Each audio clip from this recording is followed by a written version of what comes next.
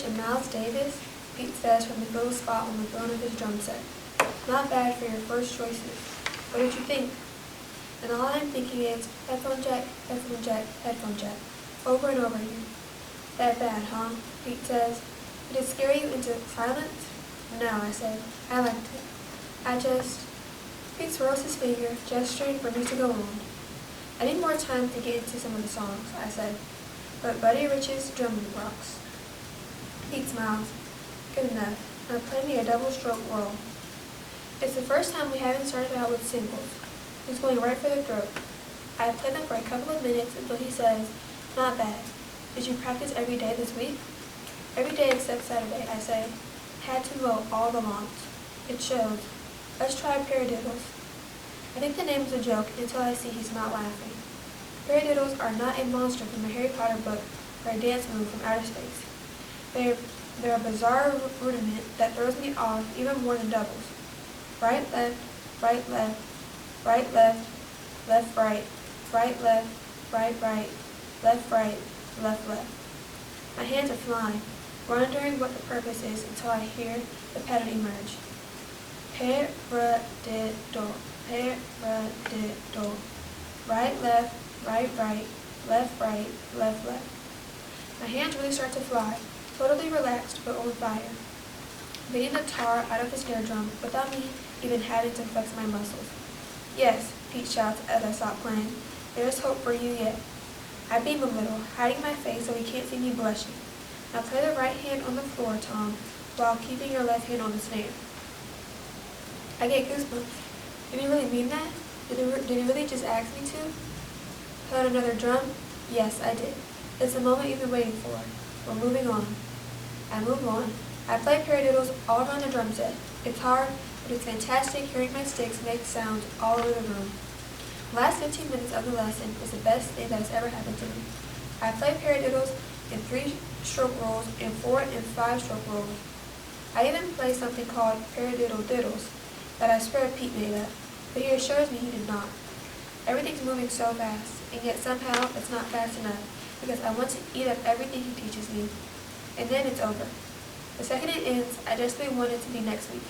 Your homework this week is to search the web for the words amazing rock drummers.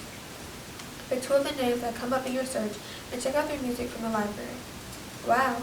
Just when I thought this day couldn't get any better, Pete officially gives me permission to rock out. I'm so excited that I almost forgot to give him the $15 in my pocket. I've never been so glad to give away money before. Our symphonic band performance arrives fast that Friday. Every band kid dresses in dark pants, white button-down, Oxford shirts, and blindingly bright red suspenders, the last of which I consider to be a cruel and unusual form of fashion torture. They do this so they can gather in the auditorium on a stage that is much too small to hold them all and play out of tune for their parents. Totally my kind of night. Zeke is his usual silly self, but Scott acts strange. He's even quieter than he is outside of band, and his face is frozen in a frown. It's hard to be mad at him when he looks so miserable. I try to strike up a conversation, and for a few moments, we're talking like we used to. But then it dies down, and we're back to being silent non-drummers in the back of the band. My turns come to play during the concert, and I do my very best, remembering what Pete said about learning to play one drum before trying to play them all. It's actually kind of easy to play my parts when I think of it that way.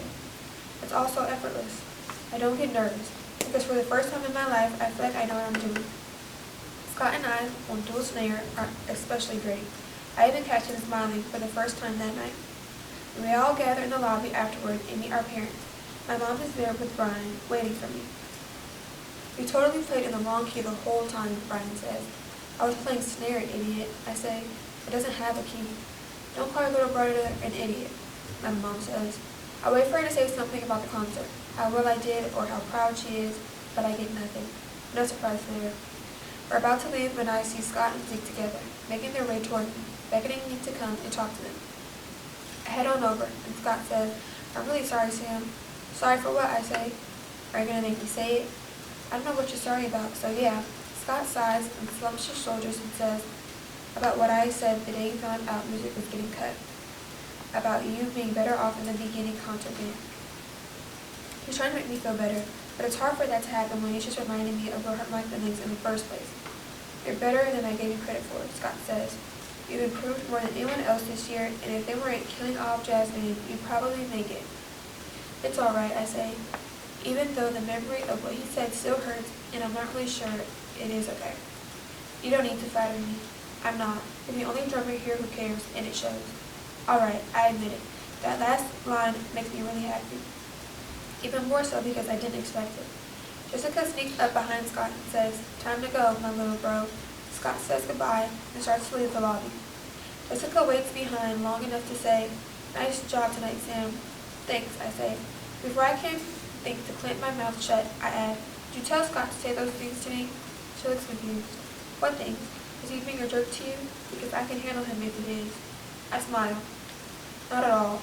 Not anymore." I head back to my mom and brother to find them speaking with Miss Rinaldi. For some reason, the sight of them together makes me nervous. "Sam's come a long way this year," Miss Rinaldi says. "I suppose she has," my mom says, smiling.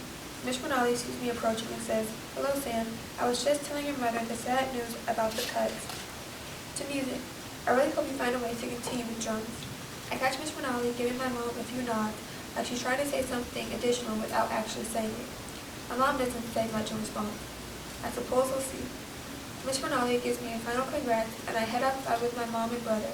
It's not until I'm sitting in the back seat of my car, watching store lights illuminating the night, that I realize why Scott changed his mind about my drumming. He needs lessons. I'm getting better, and people are already noticing. I dread my mom checking her voicemail when we get home later. By this point, I've lost track of how many times Dr. Pullman has called, and I'm terrified of his recorded voice.